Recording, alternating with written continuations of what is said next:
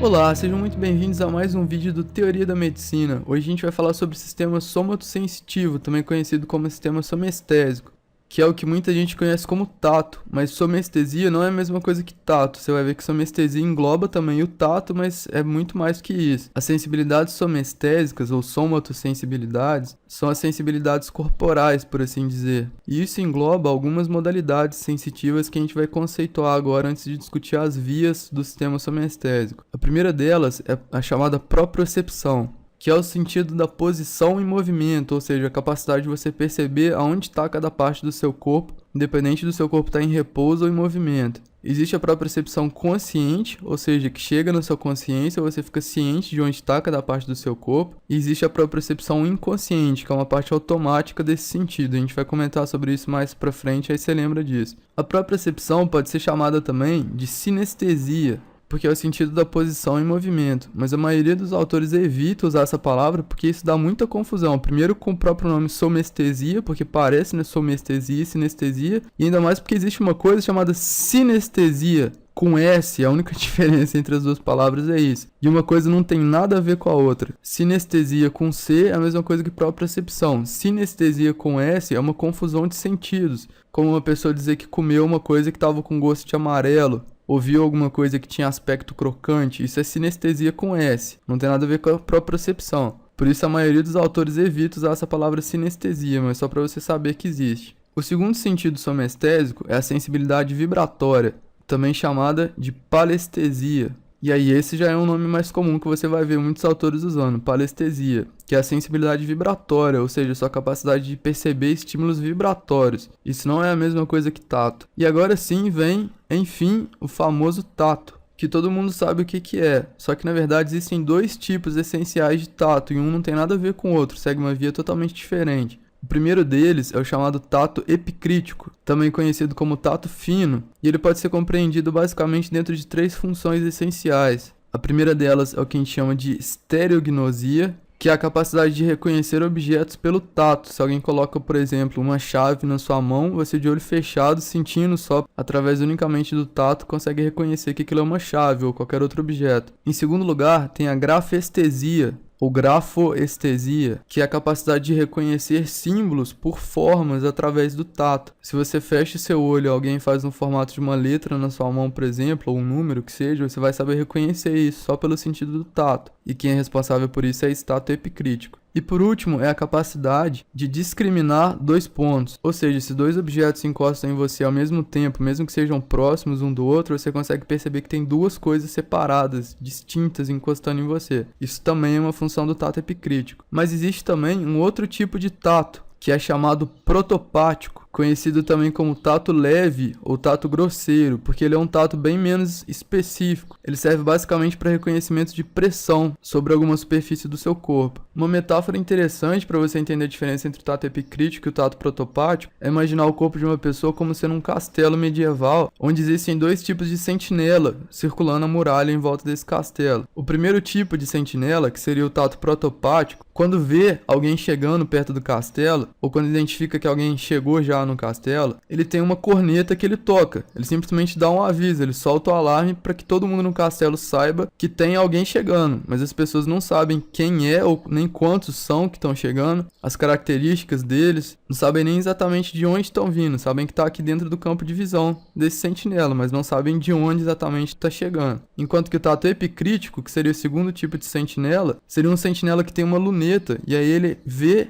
quem está chegando, observa bem as características de quem está chegando, se já sabe quem é, ele já identifica quem é que está chegando, quantas pessoas são e o máximo de detalhes possível sobre elas, desce para o castelo e vai avisar, sei lá, um comandante do castelo sobre quem está chegando, como que é, se já é alguém conhecido, quantas pessoas são. Ou seja, ele dá muito mais detalhes e de uma forma muito mais sofisticada sobre o que chegou ali, diferente do tato protopático. É interessante nessa metáfora aqui também que o tato protopático, da mesma forma que nesse exemplo aqui, que ele avisaria várias pessoas do castelo através de um som alto, um alarme, por exemplo, as vias do tato protopático, como a gente já vai comentar, realmente se comunicam com vários segmentos da medula. A informação que chega da periferia se espalha por vários segmentos. Por isso que uma lesão desse trato dificilmente causa alguma implicação clínica muito evidente, porque ela é facilmente compensada compensada pelos vários outros segmentos. Como se tivesse outros sentinelas aqui, o fato de você perder um dá na mesma, porque os outros vão tocar o alarme do mesmo jeito. Voltando aqui para as sensibilidades somestésicas, ainda tem o sentido da dor, que é também muito conhecida como nocicepção, ou seja, a percepção de um estímulo nocivo, daí nocicepção. A dor possui receptores próprios, vias próprias, ela não é uma derivação do tato. E é importante observar que existem dois tipos básicos de dor, a dor aguda e a dor crônica. Eu vou comentar um pouco sobre a diferença nas vias de dor aguda e dor crônica, mas vou me aprofundar mais nisso em um vídeo só sobre isso de neurofisiologia que eu vou fazer depois, porque esse é um assunto extenso. E por último, existe a sensibilidade térmica, também conhecida como termocepção, que é a sensibilidade responsável pela identificação e diferenciação de frio e calor. E cada uma dessas modalidades aqui tem receptores próprios na periferia, que são como antenas que captam o estímulo para o sistema nervoso periférico poder pegar aquela informação e levar para ser interpretada no sistema nervoso central. Essas modalidades somestésicas em azul são agrupadas e chamadas em conjunto de sistema epicrítico, porque são vias bem semelhantes que seguem mais ou menos o mesmo caminho, como a gente vai ver daqui a pouco. E o mesmo vale para essas outras três aqui de baixo, que são agrupadas como sistema protopático, por também apresentarem semelhanças anatômicas e funcionais, como a gente já vai comentar. Por último agora, antes de sair dessa parte de conceituação, é importante você entender também que as vias sensitivas, de uma forma geral, não só as somestésicas, seguem um sentido oposto ao do sistema motor. Então ela começa na periferia, em um receptor sensitivo, que cada uma dessas modalidades tem um receptor diferente, que eu vou comentar daqui a pouco. Segue pelo sistema nervoso periférico, nesse sentido, até chegar no sistema nervoso central. E aí, se for chegando na medula, depois ele sobe lá para cima, ou se for aqui em cima, ele chega no tronco encefálico e daqui termina de subir para chegar lá no córtex. E então essas vias são conhecidas como vias ascendentes, porque estão subindo aqui em direção ao córtex cerebral, que é o último objetivo delas, e também conhecidas como vias aferentes, porque do ponto de vista do sistema nervoso central, ou mais especificamente do ponto de vista do telencéfalo lá em cima, elas são vias que estão entrando, que estão chegando para ir lá para ele.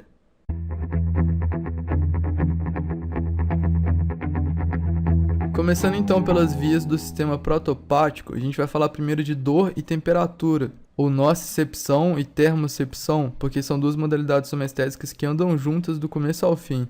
E o começo do nosso raciocínio, então, tem que ser nos receptores periféricos. Qual que é o tipo de antena que capta estímulos que vão virar dolorosos e estímulos de temperatura? E a resposta para isso são terminações nervosas livres, ou seja, como se fossem pontinhas de fios desencapados, que são os processos periféricos daqueles neurônios pseudonipolares do gânglio dorsal da medula. E aí um estímulo álgico aqui, no caso da dor, ou uma alteração de temperatura, é captada, entenda que cada um faz uma coisa, ou ele é um neurônio de dor ou ele é um neurônio de temperatura, só que a via deles é bem parecida. Imagina que tem um neurônio de dor, uma terminação nervosa livre aqui, que se projeta, vai passando lá pelo nervo periférico, o caminho todo no sistema nervoso periférico, até entrar aqui pela raiz dorsal, e o corpo dele estaria aqui, e seguir através do processo central. Olha só, isso aqui tudo foi o processo periférico dele, e aqui a partir do corpo dele é o processo central, como se fosse um dendrito gigante e um axônio aqui gigante. E esse processo central passa pela raiz dorsal, que é esse trecho aqui, pelas radículas dorsais ou posteriores, e vai parar lá no corno posterior da medula, que é onde ficam copos de neurônios sensitivos. E aqui no caso da dor e da temperatura, é muito importante observar que eles fazem, esses neurônios, sinapse, aqui num grupo, o grupo mais de trás desse corno posterior da medula, que chama substância gelatinosa, também conhecido como portão da dor, que é algo que eu vou discutir mais a fundo no vídeo de neurofisiologia da dor.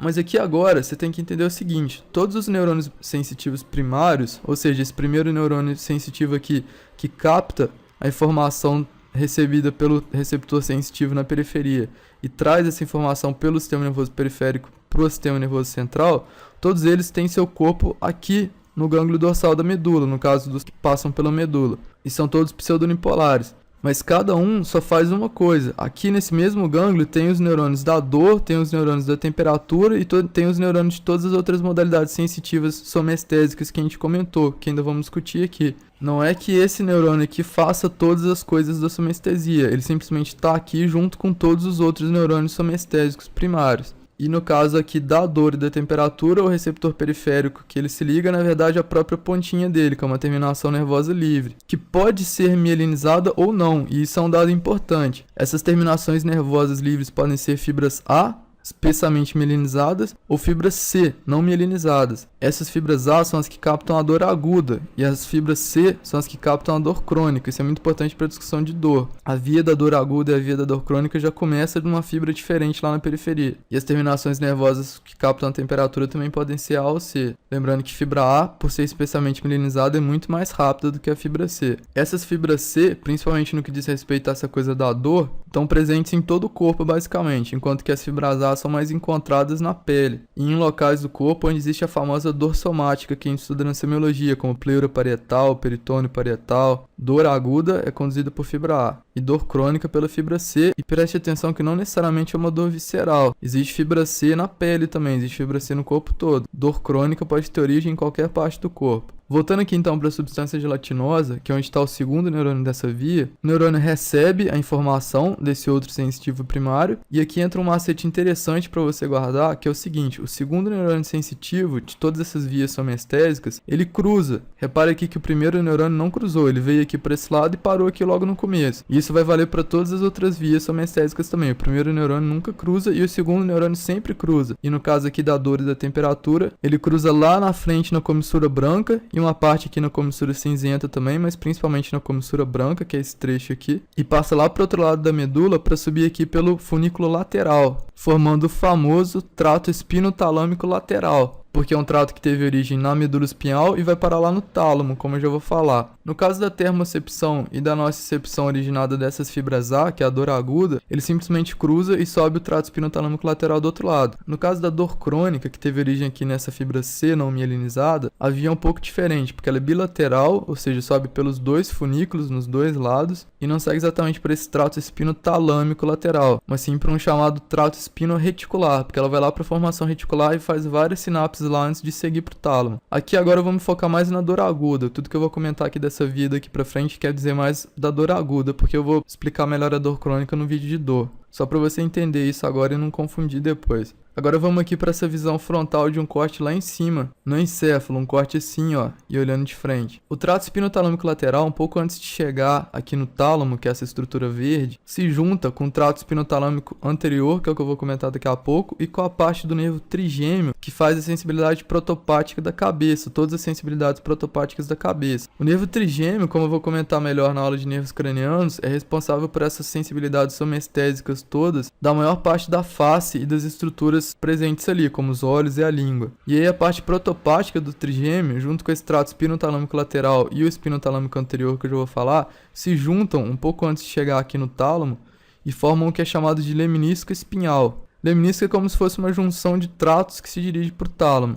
E aí esses tratos se juntam e, como lemnisco espinhal, vão lá para o tálamo e fazem sinapse em um núcleo específico do tálamo que chama núcleo ventroposterior lateral, que é abreviado como VPL. Eu sei que é um nome extremamente contraditório, né? Ventroposterior, como assim? Frente, trás. Mas isso eu vou explicar melhor em uma aula de diencéfalo para falar direito sobre o tálamo. Mas aqui agora é só para você conhecer que esse é o núcleo que recebe todas as informações somestésicas no tálamo. Todas as vias que a gente vai falar aqui agora vão chegar nesse VPL. Entenda que o tálamo é como se fosse uma porta de entrada para as vias que querem chegar no córtex. Como se o córtex fosse um chefão de uma empresa assim, e o tálamo é o segurança que fica na porta da sala dele. Para você entrar e falar com o córtex, você tem que primeiro passar pelo tálamo. E aí ele vê se vai ou não deixar você entrar e o que você vai poder falar com o córtex. Porque na verdade ele nem te deixa entrar, ele pega o que você está falando e ele vai lá falar com o córtex. Então ele tem uma capacidade de modulação imensa sobre o que chega no córtex. E aí, feita a sinapse aqui no tálamo, o terceiro neurônio dessa via, que está aqui, vai subir pelo chamado trato tálamo-cortical, passando aqui pela cápsula interna e coroa radiada, até chegar lá em cima no córtex. E aí ele chega numa região do córtex que está atrás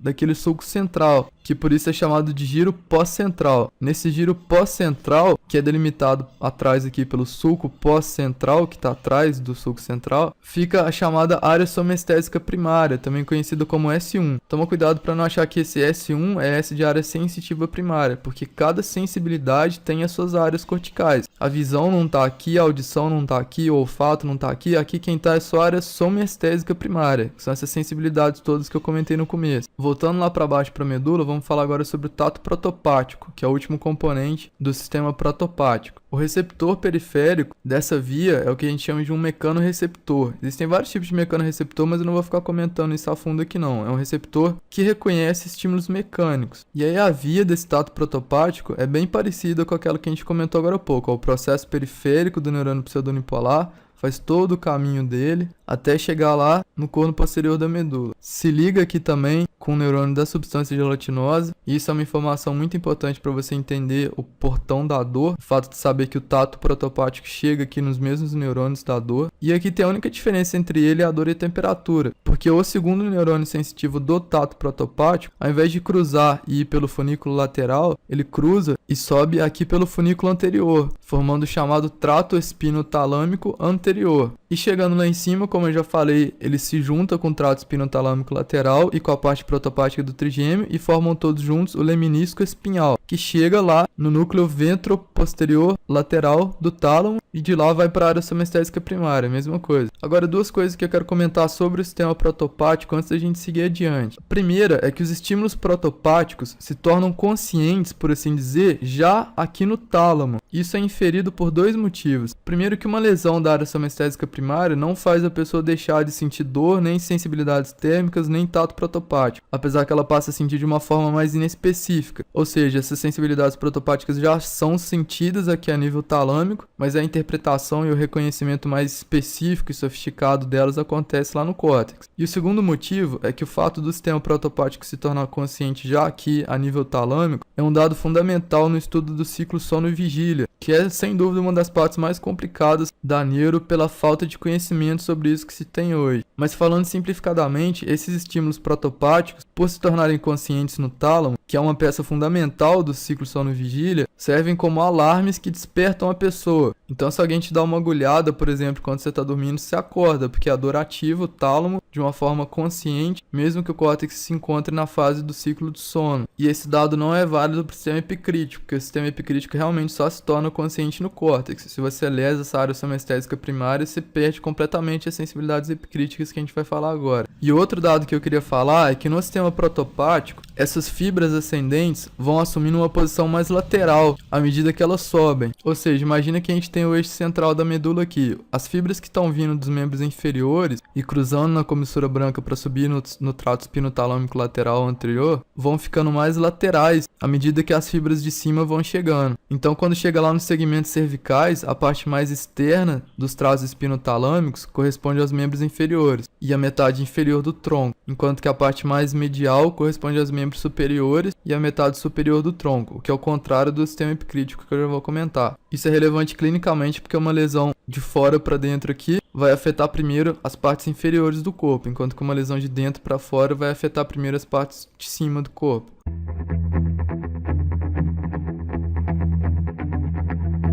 Falando agora do sistema epicrítico, a diferença maior entre essas três modalidades sensitivas do sistema epicrítico é no receptor periférico. São todos, na verdade, mecanorreceptores, igual era lá o do tato protopático. Só que aqui no caso da propriocepção consciente, são mecanorreceptores bem especializados, chamados fusos neuromusculares e órgãos neurotendíneos. E eu vou explicar melhor o funcionamento deles em um vídeo de neurofisiologia sobre tônus muscular que eu vou fazer em breve. Aqui agora é só para você saber que são bem mais especializados os mecanorreceptores da propriocepção, mas são todos mecanorreceptores aqui. O processo inicial é bem semelhante ao do sistema protopático. Tem um receptor lá na periferia, que após captar o sinal gera uma corrente elétrica que vai pelo processo periférico do neurônio pseudonipolar, lá do gânglio dorsal. Esse neurônio emite um processo central para entrar na medula. E aí aqui a gente tem uma grande diferença entre o sistema epicrítico e o protopático, porque lembra que o protopático fazia sinapse aqui no corno dorsal? No caso do sistema epicrítico, o próprio primeiro neurônio entra aqui no funículo posterior da medula e sobe direto até lá no encéfalo. E aí você vai lembrar que eu falei que é sempre o segundo neurônio de cada via sensitiva somestésica que cruza. Então realmente aqui não vai cruzar na medula, não vai ter ponto de cruzamento somestésico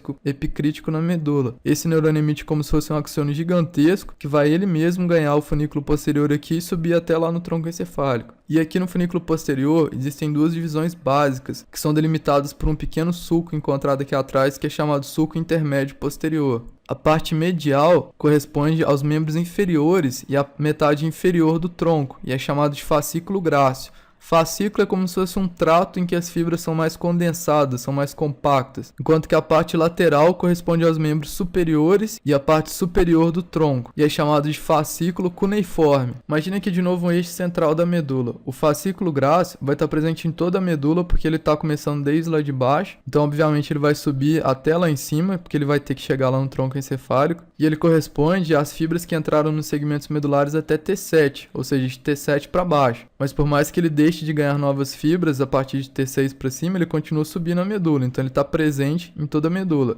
Sendo que na parte de T7 para baixo só tem ele, né? Porque o trato cuneiforme ainda não entrou. Então nos segmentos mais inferiores da medula só tem esse fascículo grácil aqui no funículo posterior. A partir do segmento T6 começam a entrar as fibras que vão formar o fascículo cuneiforme. E aí elas vão assumir uma posição mais lateral, que é o contrário do funcionamento do sistema protopático, como eu falei. Aqui as fibras que vêm mais de baixo ficam em uma posição medial, por isso que o fascículo grácil é mais interno aqui. E aí chegando no tronco encefálico aqui por trás, né? Porque ele sobem o funículo posterior, o fascículo grácil cuneiforme ocupa umas colunas presentes na face posterior do bulbo. Esse desenho aqui imagina que a gente está vendo por trás dessa face posterior do bulbo. O fascículo grácil mais medial sobe aqui nessas colunas do meio e o fascículo cuneiforme vem aqui por fora. E aí eles chegam em dilatações aqui na parede posterior do bulbo que são chamadas de tubérculos. Tem um tubérculo grácil de cada lado e um tubérculo cuneiforme de cada lado. E aqui dentro tem um núcleo cuneiforme nos tubérculos cuneiformes e um núcleo grácil em cada tubérculo grácil. E é aqui que fica o segundo neurônio sensitivo dessas vias epicríticas, que como eu disse é sempre cruzado e aqui não é diferente. Eles projetam suas fibras para frente, formando o que é chamado de fibras arqueadas internas